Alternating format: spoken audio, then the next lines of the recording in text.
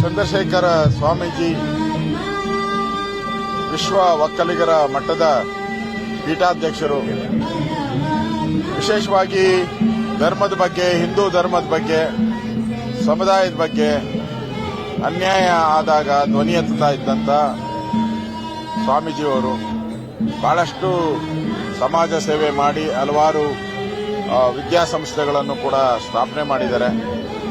ಹಿಂದೂಗಳಿಗೆ ಯಾವತ್ತಾದರೂ ತೊಂದರೆ ಆದಾಗ ದೊಡ್ಡ ಧ್ವನಿಯನ್ನ ಎತ್ತುವ ಮುಖಾಂತರ ಸಮುದಾಯದ ಪರವಾಗಿ ನಿಂತಂತ ಸ್ವಾಮೀಜಿಯವರು. ಮೊನ್ನೆನೂ ಕೂಡ ನಾನು ಬಂದಿದ್ದೆ, ಒಂದು ತಿಂಗಳಿಂದನೂ ಕೂಡ ಈ ಮಠಕ್ಕೆ ಬಂದು ಅವ್ರ ಜೊತೆ ಮಾತಾಡಿ ಹೋಗಿದ್ದೆ. ಆಗ ಬಹಳ ಲವಲವಿಕೆಯಿಂದ ಇದ್ರು.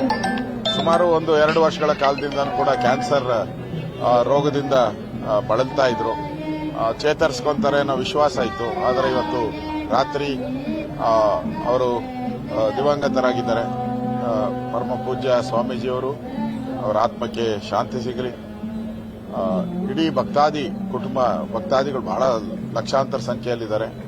ಅವ್ರಿಗೂ ಕೂಡ ಈ ದುಃಖವನ್ನು ಭರಿಸುವಂತ ಶಕ್ತಿಯನ್ನು ಭಗವಂತ ನೀಡಲಿ ಅಂತೇಳಿ ಪ್ರಾರ್ಥನೆಯನ್ನು ಮಾಡಿದ್ದೀನಿ. ಈಗ ತಾನೇ ನಾನು ದರ್ಶನವನ್ನ ಮಾಡಿ ಇಲ್ಲಿಗೆ ಬಂದಿದ್ದೀನಿ. ಏನಾದರೂ ಹೇಳ್ಕೊಂಡಿದ್ರ ಸರ್ ಲಾಸ್ಟ್ ಟೈಮ್ ಭೇಟಿಯಾದಾಗ?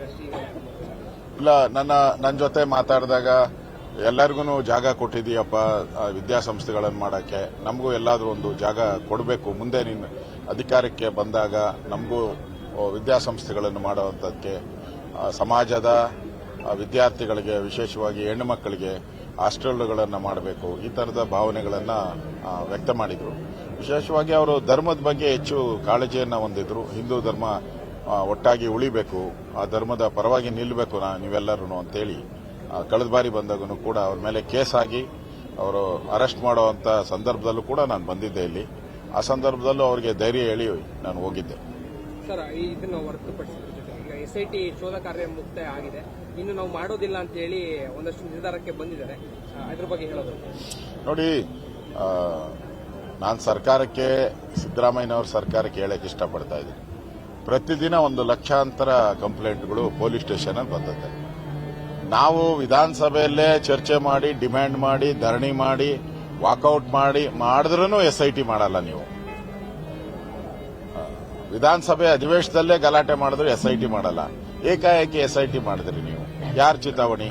ಈಗ ತಾನೇ ನಾನು ದರ್ಶನವನ್ನ ಮಾಡಿ ಇಲ್ಲಿಗೆ ಬಂದಿದ್ದೀನಿ.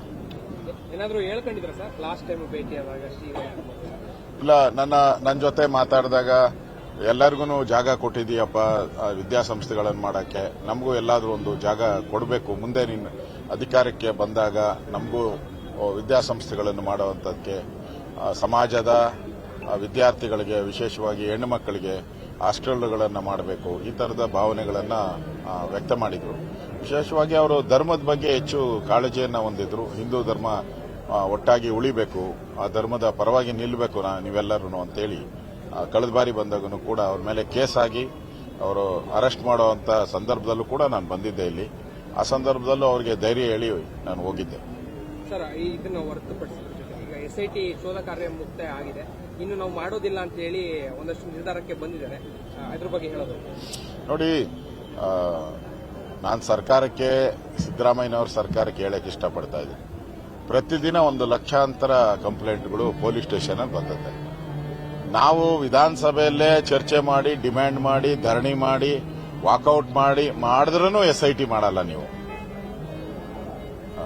ವಿಧಾನಸಭೆ ಅಧಿವೇಶನದಲ್ಲೇ ಗಲಾಟೆ ಮಾಡಿದ್ರು ಎಸ್ಐಟಿ ಮಾಡಲ್ಲ. ಏಕಾಏಕಿ ಎಸ್ಐಟಿ ಮಾಡಿದ್ರಿ ನೀವು. ಯಾರ ಚಿತಾವಣಿ? ಇದೆಲ್ಲ ಒಂಥರ ಟಿಪ್ಪು ಗ್ಯಾಂಗ್ ಇದೆಯಲ್ಲ, ಅದು ಈ ಟಿಪ್ಪು ಗ್ಯಾಂಗ್ ಸಿದ್ದರಾಮಯ್ಯನವರ ಸರೌಂಡಿಂಗ್ ಸುತ್ತಾಕೊಂಡ್ಬಿಟ್ಟಿದ್ದಾರೆ. ಅವರ ಒಂದು ಒತ್ತಡಕ್ಕೆ ಮಣಿದು ಮಾಡ್ತಾ ಇರೋದು ಕಾಣ್ತಾ ಇದೆ. ಇದರಲ್ಲಿ ವಿಶೇಷವಾಗಿ ಡಿ.ಕೆ. ಶಿವಕುಮಾರ್ ಅವರು, ದಿನೇಶ್ ಗುಂಡೂರಾವ್ ಅವರು ಅದರ ಹೊರತಾಗಿ ಮಾತಾಡಿದ್ದಾರೆ. ಇಲ್ಲ, ಇದು ಷಡ್ಯಂತ್ರ ಇದೆ ಅಂತೇಳಿ. ನಾನು ಸೋಮವಾರ ವಿಧಾನಸಭೆಯಲ್ಲಿ ಕೇಳಕ್ಕೆ ಇಷ್ಟಪಡ್ತೀನಿ. ಷಡ್ಯಂತ್ರ ಅಂತ ಉಪಮುಖ್ಯಮಂತ್ರಿಗಳು ಹೇಳಿದ್ಮೇಲೆ ಆ ಷಡ್ಯಂತ್ರ ಮಾಡಿದಂತ ವ್ಯಕ್ತಿಯ ಹೆಸರನ್ನು ಬಹಿರಂಗಪಡಿಸಬೇಕು ಅನ್ನೋ ಮಾತನ್ನ ಹೇಳ್ತೀನಿ. ಇಲ್ಲಾಂದ್ರೆ ನಾವು ಅಧಿವೇಶನದಲ್ಲಿ ಗಲಾಟೆ ಮಾಡ್ತೀರಿ. ಆ ಷಡ್ಯಂತ್ರ ಯಾಕಂದ್ರೆ ಸರ್ಕಾರನೇ ಒಪ್ಕೊಂಡಿದೆ, ಡಿಸಿಎಂ ಒಪ್ಕೊಂಡಿದ್ದಾರೆ ಅಂದಮೇಲೆ ಸರ್ಕಾರ ಒಪ್ಕೊಂಡಂಗಾಯ್ತು. ಅದರಿಂದ ಈ ವಿಚಾರ ಬಹಳ ಸೂಕ್ಷ್ಮತೆ. ಸರ್ಕಾರ ಇಷ್ಟೊಂದು ದೊಡ್ಡ ಮಟ್ಟಕ್ಕೆ ಬೆಳೆಯಕ್ಕೆ ಬಿಡಬಾರ್ದಾಗಿತ್ತು. ಅಲ್ಲೇ ಚಿವುಟಾಕೋದಾಗಿ ಅವನು ಹುಚ್ಚನ, ಮೆಂಟಲ್ಲ, ಪ್ರಾರಂಭದಲ್ಲೇ ತನಿಖೆ ಮಾಡಿಬಿಟ್ಟಿದ್ರೆ ಇದೆಲ್ಲ ಆಗ್ತಾನೆ ಇರಲಿಲ್ಲ. ಸರ್ಕಾರಕ್ಕೂ ಎಲ್ಲೋ ಒಂದ್ ಕಡೆ ಧರ್ಮಸ್ಥಳದ ಬಗ್ಗೆ ಏನು ಕಾಳಜಿ ಇರಲಿಲ್ಲ ಅಂತ ಅನ್ಸುತ್ತೆ ಸರ್ಕಾರಕ್ಕೂ ಕೂಡ. ಮಧ್ಯಂತರ ವರದಿ ಏನಾದ್ರು ಕೇಳ್ತೀರಾ ಸರ್ ಸೋಮವಾರ? ಇಲ್ಲ, ನಾಳೆ ಮಧ್ಯಂತರ ವರದಿ ನಾವು ಈಗಾಗಲೇ ಡಿಮ್ಯಾಂಡ್ ಮಾಡಿದಿರಿ. ಈಗ ಡಿ.ಕೆ. ಶಿವಕುಮಾರ್ ಅವರು ಷಡ್ಯಂತ್ರ ಇದೆ, ಷಡ್ಯಂತ್ರ ಹಲವಾರು ವ್ಯಕ್ತಿಗಳು ಮಾಡಿದ್ದಾರೆ ಅಂತ ಹೇಳಿದ್ಮೇಲೆ ಆ ವ್ಯಕ್ತಿಗಳ ಹೆಸರು ಹೇಳಬೇಕು ಅನ್ನೋ ಹೊಸ ಒಂದು ಡಿಮ್ಯಾಂಡ್ ಅನ್ನು ಕೂಡ ನಾವು ನಾಳೆ ಸೋಮವಾರ ಇಡೋರಿದ್ದೀರಿ. ನಾನು ನಮ್ಮ ಪಾರ್ಟಿಯಿಂದ ಇವತ್ತು ವಿಶ್ವನಾಥ್ ಅವರು ಮೆರವಣಿಗೆ ಹೊರಟಿದ್ದಾರೆ. ನಾಳೆ ವಿಜೇಂದ್ರ ಅವರು ಕೂಡ ನಮ್ಮ ಪಾರ್ಟಿಯ ಪ್ರಮುಖರು ಎಲ್ಲರೂ ಕೂಡ ನಾಳೆನೂ ಕೂಡ ಹೋಗ್ತಾ ಇದ್ದಾರೆ.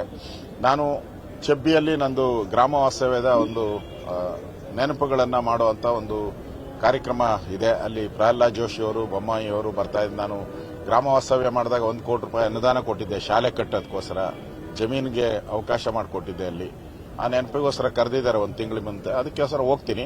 ನಾನು ವಿಧಾನಸಭೆ ಅಧಿವೇಶನ ಮುಗಿದ ತಕ್ಷಣ ಯಾರ್ಯಾರು ಮತ್ತೆ MLAಗಳು ಬಿಟ್ಟೋಗಿದಾರ ಅವ್ರನ್ನೆಲ್ಲ ಒಟ್ಟುಗೂಡಿಸಿ ಪಾರ್ಟಿಯ ಒಂದು ನೇತೃತ್ವದಲ್ಲಿ, ಪಕ್ಷದ ಒಂದು ನೇತೃತ್ವದಲ್ಲಿ ನಾನು ಕೂಡ ಕುಟುಂಬ ಸಮೇತರಾಗಿ ಧರ್ಮಸ್ಥಳಕ್ಕೆ ಹೋಗ್ತೀನಿ. ಇಷ್ಟೊಂದು ಅಪಚಾರವನ್ನ ಈ ಧರ್ಮಸ್ಥಳಕ್ಕೆ ಮಾಡಿದಂತ ಪಾಪಿಗಳಿಗೆ ಸರಿಯಾದಂತ ಶಿಕ್ಷೆ ಆಗಬೇಕು. ಈ ಟಿಪ್ಪು ಗ್ಯಾಂಗ್ ಏನಿದೆ, ಸಿದ್ದರಾಮಯ್ಯನವರ ಸುತ್ತಕೊಂಡಿರೋ ಆ ಟಿಪ್ಪು ಗ್ಯಾಂಗ್ ಯಾರು ಇದನ್ನ ಒತ್ತಡ ಹಾಕಿ ಮಾಡಿಸಿದ್ರು, ಈಗ ಅವರು ಬೆತ್ತಲೆ ಆಗಿದ್ದಾರೆ. ಅವರ ಬಣ್ಣನು ಬಯಲಾಗಬೇಕು. ಇಲ್ಲಿಗೆ ನಿಲ್ಲಬಾರದು. SIT ಕ್ಲೋಸ್ ಮಾಡಬಾರದು. ಈಗ SITನ ಈ ಯಾರ್ಯಾರು ಇದರಿಂದ ಷಡ್ಯಂತ್ರ ಮಾಡಿದ್ದಾರೆ, ವಿದೇಶಿ ಶಕ್ತಿಗಳಿದೆ, ವಿದೇಶಿ ಹಣ ಬಂದಿದೆ. ತಿರುಪತಿಯಲ್ಲಾಯ್ತು, ತಿರುಪತಿನ ಮುಗ್ಸಕ್ ನೋಡಿದ್ರು, ಆಗ್ಲಿಲ್ಲ. ತಿರ್ಗಾ ಯಾವುದು ಅಯ್ಯಪ್ಪ ದೇವಸ್ಥಾನಕ್ಕೆ ಅದನ್ನ ಮುಗ್ಸಕ್ಕೆ ನೋಡಿದ್ರು, ಆಗ್ಲಿಲ್ಲ. ಶನಿದೇವರ ಮಹಾರಾಷ್ಟ್ರ ಶನಿದೇವರ ಒಂದು ದೇವಸ್ಥಾನಕ್ಕೆ ಅಪಚಾರ ಮಾಡಿದ್ರು, ಈಗ ಧರ್ಮಸ್ಥಳಕ್ಕೆ ಬಂದಿದ್ದಾರೆ. ಈ ಹಿಂದೂ ಧರ್ಮವನ್ನ ಟಾರ್ಗೆಟ್ ಮಾಡಿರೋದು ಸ್ಪಷ್ಟ ಕಾಣ್ತಾ ಇದೆ. ಅದರಿಂದ ಯಾರಿದ್ದಾರೆ ಇವನು ಮುಖ್ಯ ಅಲ್ಲ, ಈ ಮುಸ್ಕುದಾರಿ ಮುಖ್ಯ ಅಲ್ಲ, ಇದರಿಂದ ಯಾರಿದ್ದಾರೆ ಅವ್ರು ಮುಖ್ಯ. ನಮ್ಗೆ ಮುಸ್ಕುದಾರಿನ ಎಲ್ಲೋ ಇಟ್ಕೊಂಡ್ಬಂದಿದ್ದಾರೆ, ಕಾಸು ಕೊಟ್ಟು ಇಟ್ಕೊಂಡ್ಬಂದಿರ್ತಾರೆ, ಅದು ಇಂಪಾರ್ಟೆಂಟ್ ಅಲ್ಲ. ಅವನಿಂದ ಯಾರು ಇರುವಂತ ದೊಡ್ಡ ಗ್ಯಾಂಗ್ ಯಾವುದಿದೆ ಅವ್ರು ಇಂಪಾರ್ಟೆಂಟು. ಅವ್ರನ್ನ ಕೂಡಲೇ ಬಂಧಿಸಬೇಕು ಅಂತ ಆಗ್ರಹವನ್ನ ಮಾಡ್ತಾ ಇದ್ದಾರೆ.